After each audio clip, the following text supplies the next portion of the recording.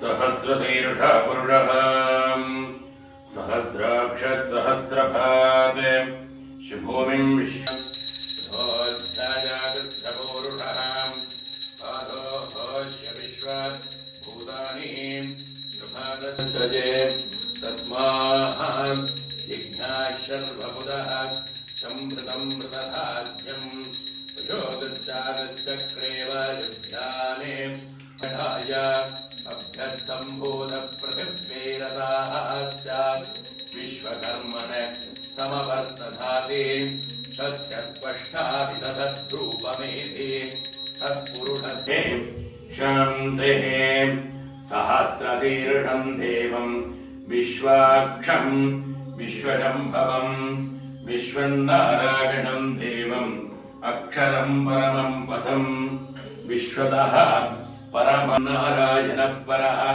यस्य किञ्चिज्जगत् सर्वं दृश्यते सूर्यदेवि वा अन्धर्बहिश्च तद्दृश्यन्ते ध्यातवेदवेदनवामतोमराधि यतो निदहाति वेदः जनपर्षदि दुर्गानि विश्वा यस्यां हिरण्यं विन्देयम् गामस्वं पुरुषानहम् अश्वपूर्वामृतमध्याम् अश्वभारजमे कुले मातरं भस्ममालिनीम् आपश्रितन्त स्निग्धानि जिग्लीतपसमे गृहे नितपरुद्रकुम्भुमेम प्रादर्शितं भगमुद्रकुम्भमेव भजं पुत्रमदितेर्व्योऽभिधत्ताः उतोदितामकपञ्चोर्यध्वजभजं देवानाहम्